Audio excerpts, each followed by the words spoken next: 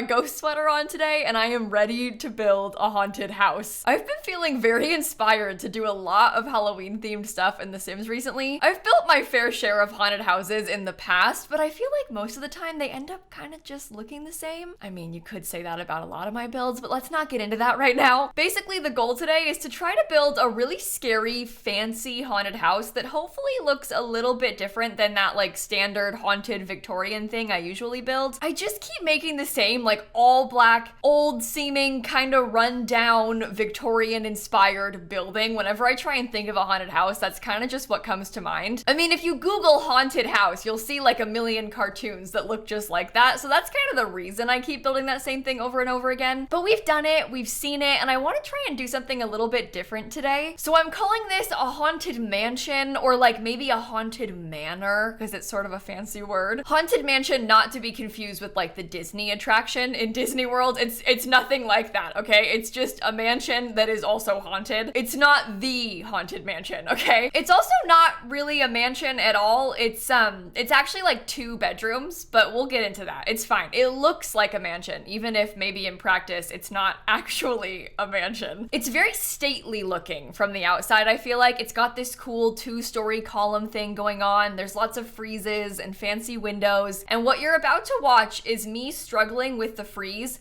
for a ridiculous amount of time. As many of you know, freezes in The Sims 4 are super glitchy and super annoying. They constantly delete themselves. They're like weird to place properly. They just don't really work all that well. And so as I was trying to do this, it took me ages to get it to fit properly. Like I was trying to use a freeze in a floating space that wasn't really a room, and like I'm trying to put a freeze on short wall height, and you technically can't do that. You can if you try hard enough. If you hold shift, you can place a freeze on any wall, even when it's too short. So I did that here, but basically it's my fault that the freeze was so annoying to work with because I was trying to use them in ways that they're not originally intended for. You see, for you, that was like 2 minutes. It was super fast, super easy. For me, in real life, that was like 10 minutes of trying to struggle with the freeze. So we kind of were off to a bad start, but once we got that part figured out, it all kind of started coming together a little bit easier. Sometimes you just gotta get that one thing worked out and all of a sudden it starts to make sense. Now, I kind of have to explain some more context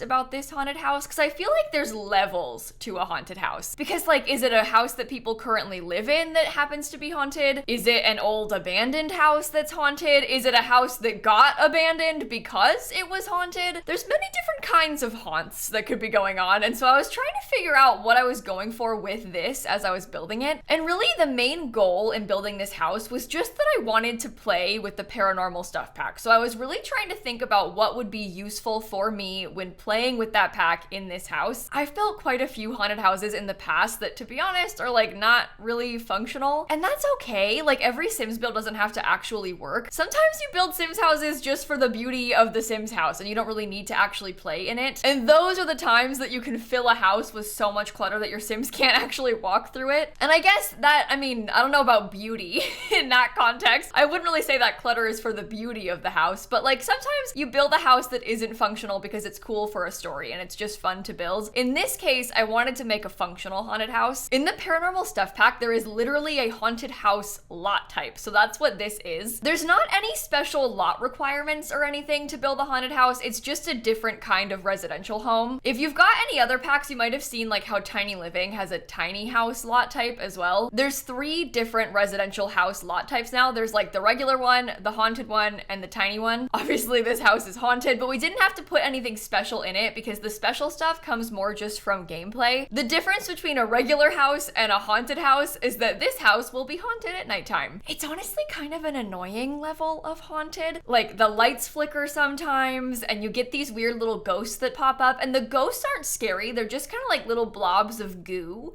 and they don't really do anything except appear there and then make your Sims feel afraid. The annoying part has more to do with like just how terrified your Sims get because they keep getting woken up through the night because they're so scared of the haunted house and they keep seeing all these creepy things, like creepy dolls will appear and there's like goo puddles on the floor. So it's sort of like a silly, goofy haunted thing in game. It just kind of is annoying if you wanted to play with your Sims here. This isn't the kind of place that you would live in for like an average Sim. It's more of a special occasion sort of situation. So for me, I'm gonna try and play with the paranormal pack before Halloween comes out to kind of celebrate Halloween, and then I'll probably never use this house again. again, which is a shame because honestly, I'm kind of proud of it. I really like how the exterior of it looks. We've kind of built the main shell of it now, and this is where it's gonna get messy because I'm gonna start going in and adding in all the mess everywhere. The first thing I did was put some beautiful big ivy growing around the outside, and I think that really helps because there was kind of some weird like open wall space around the front door because it just was like an awkward width, and so the door was too small but the windows were too big, and I couldn't really fit in anything else there, so I used the ivy to cover it up. And then I went through and put little cracks in the wall and like mold and stuff from the vampires pack everywhere. I put a bunch of cracks on the windows so it looks like the windows are broken. The weird thing about that is that if you put the crack wall decal on the outside of the window, you actually can't see it from the inside. It's not really a big deal. It's just something I've never actually noticed before because I do this a lot. I happen to build quite a few abandoned seeming houses, and so I put the cracks in the windows or like fake cracks in the windows pretty often, and I never noticed that you can't see it from the inside. But yeah, it is kind of a shame that this beautiful house is sort of ruined because it's full of cracks in the wall and like spider webs everywhere. I built this on my Twitch stream and a bunch of people were like genuinely upset. They were like, oh, you ruined the build by adding cracks in it. I thought it was pretty and now it's ugly, which kind of made me laugh because like, okay, wow, calm down. I'm sorry I ruined the build. The point was to make a haunted house. The internet is funny. People really just say whatever they're thinking, don't they?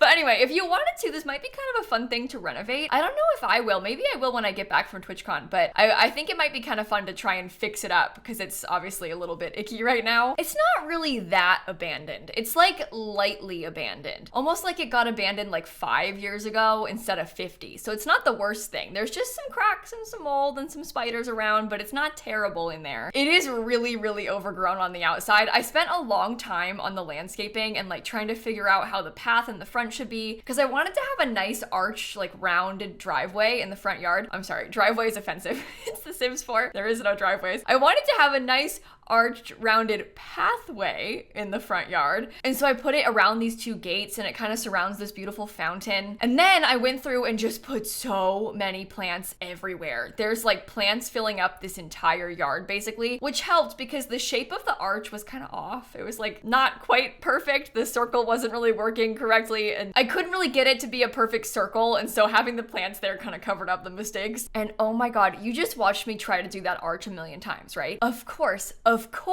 I had the terrain paint glitch in this build twice. I don't know how many of you experienced this glitch because whenever it happens to me on stream, people are like, haha, that doesn't happen to me ever. But there's this glitch that's been happening in The Sims 4 for literal years, like maybe 5 years now, where the terrain paint just deletes itself. And it happens on lot reloads. So like if you close the game, you know, go eat dinner and then come back and open the game again, when you reload the lot, sometimes the terrain paint will just be gone. And in this case, I left the lot to go get a sim to have a sim move in because then I could change the lighting colors and stuff. And when I moved the sim in, the terrain paint all deleted itself. And I was so mad because I spent all this time doing terrain paint. I finally finished it. And then I was like, okay, I'm gonna go move inside now. Let me just get a sim quickly. So it was like immediately after I finished the terrain paint that it just completely deleted itself. And I got so mad that I was like, you know what? I cannot do this right now. I will not do this again right now out of fear that it was gonna happen again. So you'll see I have beautiful terrain paint completed for a little bit and then it just goes away. Don't worry, I fixed it.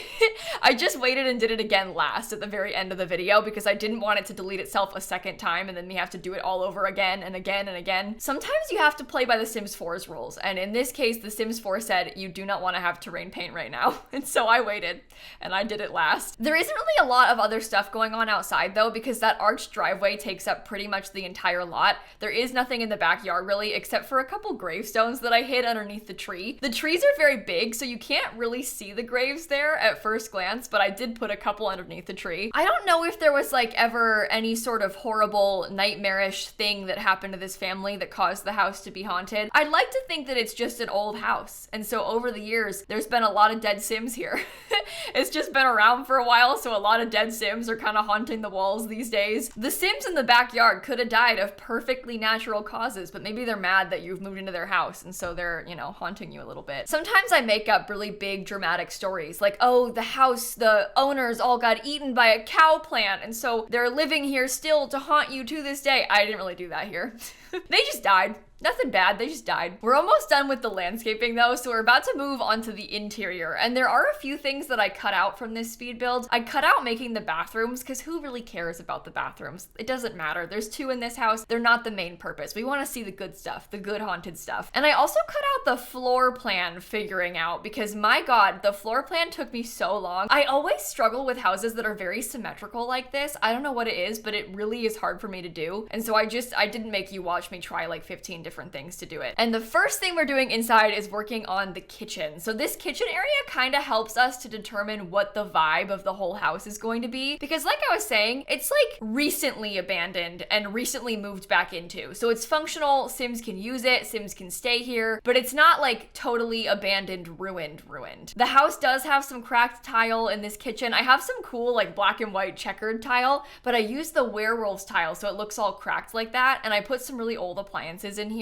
Like I said, it's an old house. I want to pretend this house has been here for ages. I feel like it's been a staple of the vampires world for many, many, many years, even though in reality I built this yesterday. Oh, and by the way, I built this in the vampires world. I don't think anyone's surprised by that. Forgotten Hollow is like perfect for this sort of thing. The lighting's kind of creepy. Vlad lives next door. Vlad has a literal graveyard in his front yard. But I put a few cute little details in here. There's like a little breakfast nook in the kitchen, and I put some of these cute little dolls from the paranormal pack just sitting there having breakfast. They have these like little ghost cups that are kind of glowing. I put those there at the breakfast table. You know, there's actually a bunch of those cute little dolls all the way around the whole house. Nothing creepy about it. They're just lovely, cutesy little dolls. They're actually kind of scary. And this is kind of bad, I probably shouldn't tell you this, but something else weird about those dolls is that you can't delete them. You can't move them. You have to do it in gameplay. You have to like have your sim come up and like remove them that way. If you try and delete them in build mode, you can't. You just can't pick them up.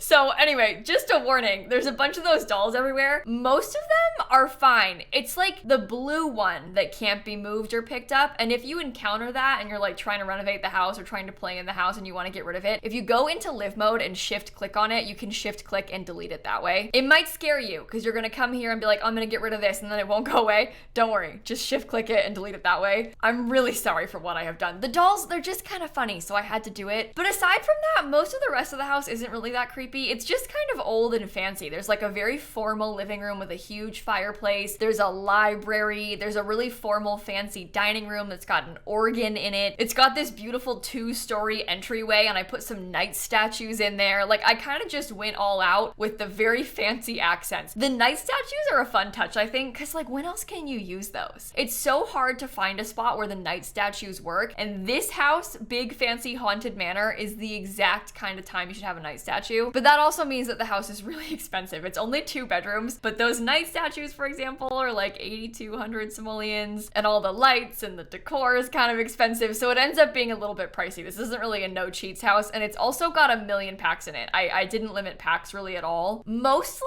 it's got the occult packs. It's got like obviously a lot of vampires, there's a lot of werewolves in here, but there's stuff all over the place. I've got like a cottage living typewriter and a bunch of random things like that in here too. Oh, and obviously the paranormal pack. That was kind of the whole inspiration, was the paranormal pack. So upstairs, there's only 2 bedrooms. There's kind of like a big open hallway and then a primary bedroom and a kid's bedroom, but there's also a 3rd floor attic, and in that 3rd floor attic space, that's where I put all the paranormal pack things. The other main gameplay feature from paranormal and the haunted houses is the seance table. So your sims can learn the seance skill, and as they get better at it, they basically get better at dealing with haunted houses, obviously, because they can communicate more easily with the dead. And also, once you get a high level in that skill, you unlock the ability to become a ghost hunter yourself. So there's this whole feature where you have to survive a few nights in a haunted house and then have a high level seance skill, and then Guidry the ghost comes and he's like, hey Bessie, do you want a paranormal investigator license? And then you would say, absolutely yes, I want that license. Why else would I be doing this? I didn't just live through multiple nights in a haunted house for fun. And then once you have that license, your sim can join the paranormal investigator freelance career, and they can go to other people's houses houses and hunt ghosts. So you might get like the goth house one night and you have to go there and clear out all the haunted stuff from it. It's kind of cute. It is a little bit repetitive because there's only 3 levels. It's like easy, medium, or hard, and the hard ones are the same every time pretty much. But you do make a lot of money. You can make 3,000 simoleons from just one night on those hard levels. It's cool, and it's also kind of hidden. I feel like a lot of people don't know that it exists. I guess if you buy the paranormal pack, you probably know about it, but it's easy to forget about because you have to go through some steps to unlock the career first. Oh my god, and the other thing about the seance skill, if you get a high level in it, you can summon Bonehilda, and she's like a skeleton maid, which sounds really strange if you're not familiar with Bonehilda, but she used to be in some of the older Sims games. You could just buy her from build mode,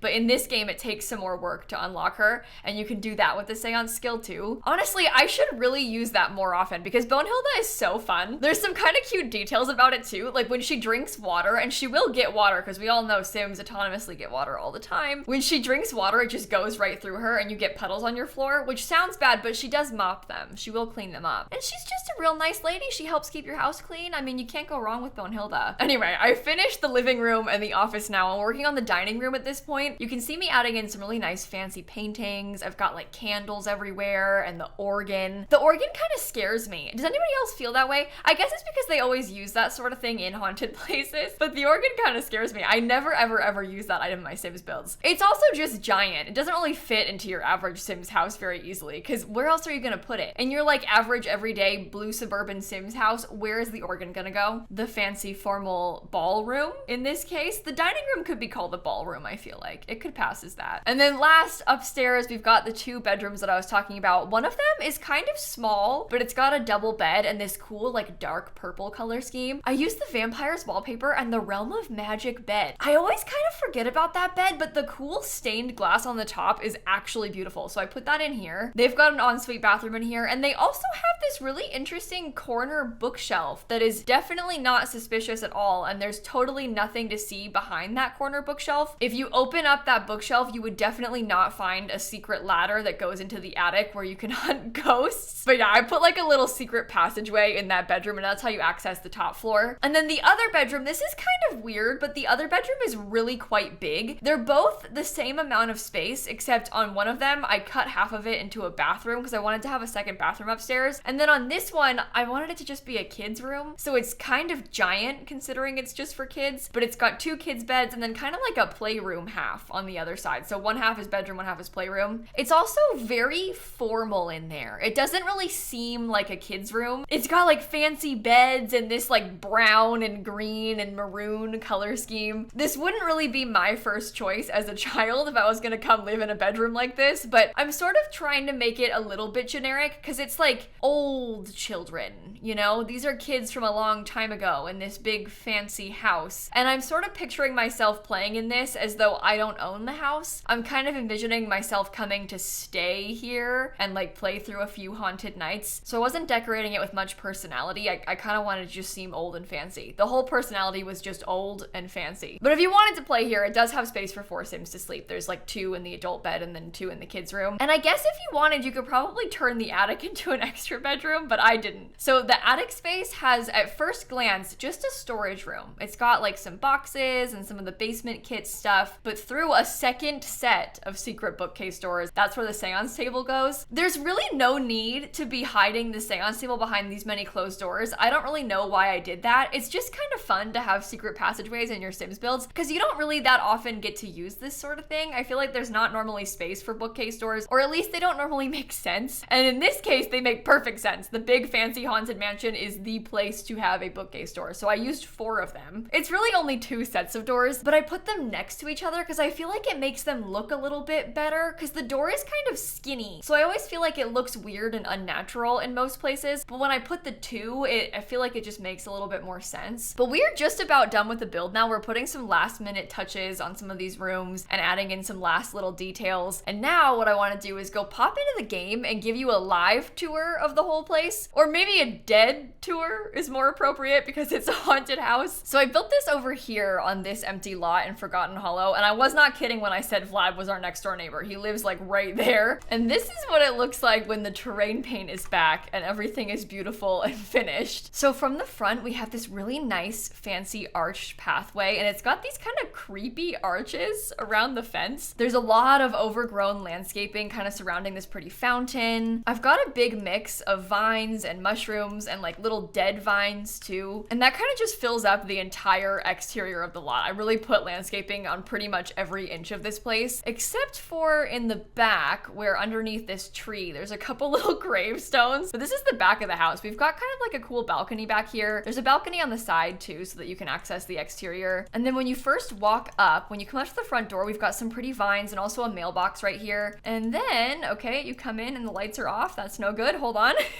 When you first come in, this is the entryway. There's like some stains on the wall and some wallpaper peeling and spider webs everywhere, but also some knight statues. And then to the left of this room, we have the kitchen. So it's a fully functional kitchen. Your Sims can still use this to cook. I don't think they can use these chairs, but there is a second dining room, thankfully, so it's okay. I had a lot of fun putting like pictures of haunted houses and putting these old radiators around the place. And then if you go all the way to the right of the house, this is that formal dining room, like ballroom sort of vibe. We have the big dining table. I've got that organ I talked about. We also have a globe bar, and this item, this is from the Vintage Glamour pack, and it literally functions like a bar. Your Sims can make drinks on this. They can't make all the drinks on this, but they can get drinks out of it. And then in the back of the house, we have the formal living room. I've got like some more bookshelves with some clutter added into them. I've got a whole bunch of candles lining the top of this fireplace, and this is a fancy painting of Guidry the Ghost. I also really liked this gallery wall that I made with some cool photos, and through that room you can access the library like office space. It's got a scratched up painting of Vlad on the wall. It's also got some books and some more clutter, and I put this little typewriter. I don't like how it looks on the desk, and I think it's kind of weird, but it also functions just like a regular computer does. So I was trying to think about gameplay, and it looks appropriate sort of for the time, maybe a little bit, but then it also functions so you can like write books or play games on there if you wanted to. And they have this cool cabinet with a skull inside, which I kind of liked. And then there's a bathroom downstairs. It's got some spider webs and stuff in here too. And then if you go upstairs, we've got this really cool open to the downstairs hallway area. You can access the balcony. There's like some rocking chairs and this kind of cute telescope. And to the left, we have that purple bedroom with the really beautiful bed. They've got an ensuite bathroom in here. We were all joking on stream about how these curtains are probably moldy. Like if the house has mold on the walls, there's probably mold in these nasty curtains. At least they don't look nasty. We can just pretend in our hearts we know they would be nasty. And then this part with these bookshelves in the corner, this is by far my favorite part of the whole house. I just think that looks so cool. And I used that to conceal the ladder, and you would go up that ladder to access the attic. It looks just like a regular old attic with some storage up in here. But if you go through these doors again, this is where you can access the seance room. So it's got the functional seance table. You can use this to get your skills up. It's also got a little cow plant for decoration, another gallery wall, and this is not functional actually. This is a regular fancy chair. Your Sims cannot sit here, but it looks cool. I was more concerned about how it looked than how it functioned, so that's just decorative. And then back downstairs we have lastly the other kids' bedroom. So they have kind of a fancy sleeping area over here on this half. There's beds and like a cracked mirror. I did put a cute little bunny bookcase, and that's kind of the only kid thing in this whole space. And then over here is the playroom. So they have a doll house, they've got a creepy doll, we've got Blarfy, and they also have a typewriter. So this is a nice place. It's got all the things that you need for your Sims to function, but it's, you know, just ever so slightly creepy. This is what I was talking about by haunted, by the way. Oh, maybe it is creepy. Anyway, at nighttime and like sometimes I guess during the day, we've got angry little ghosts that try and set the house on fire, apparently.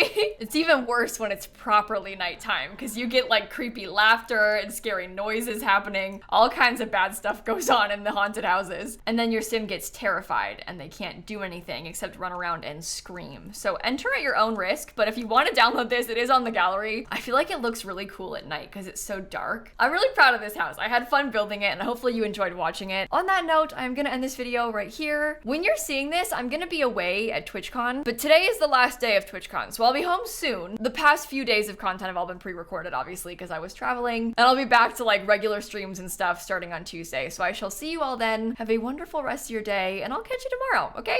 Bye, everybody. I don't build that many scary things because I'm scared very easily, but actually it's kind of fun to do this sort of scary house in The Sims sometimes. I like the personality that it has.